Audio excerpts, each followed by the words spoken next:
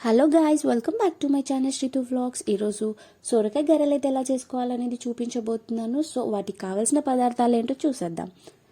తురిమి పెట్టుకున్న సొరకాయ, డ్రై రోస్ట్ చేసి పెట్టుకున్న పల్లీలు, చిన్నగా కట్ చేసుకున్న కరివేపాకు, ఇంకా కొత్తిమీర, sliced onions, half an hour before నానబెట్టుకున్న శనగపప్పు, ఇంకా నువ్వులు, చిల్లీ పౌడర్, జీలకర్ర, ఇంకా వెల్లుల్లిని పేస్ట్ చేసి పెట్టుకున్న బియ్యపిండి, ఇంకా లాస్ట్ సాల్ట్. దీని ప్రాసెస్ ఏంటో చూసేద్దాం.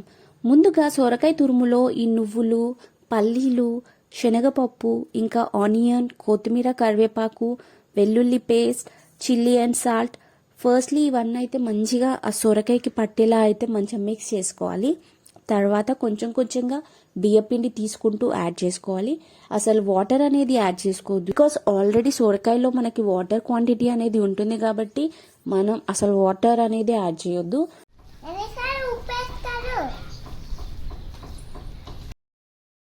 కొంచెం బియ్యపిండి యాడ్ చేసుకుంటూ వాటినైతే ఒక మంచి ముద్దలాగా ప్రిపేర్ చేసుకోవాలి. చిన్న బాల్స్ లాగా తీసుకొని అయితే ఒక మంచి కవర్ తీసుకొని అప్పలాగా ప్రెస్ చేసుకుంటూ మంచిగా కాగి ఉన్న ఆయిల్లో గోల్డెన్ బ్రౌన్ వచ్చేంత వరకు అయితే డీప్ ఫ్రై చేసుకోవాలి.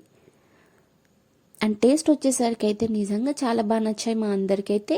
యమ్మీ అండ్ టేస్టీ సొరకాయ గారెలు అయితే రెడీ అయిపోయాయి. Stay tune for next video. That's it for today. By by. Please do like, subscribe to my channel Shritu Vlogs.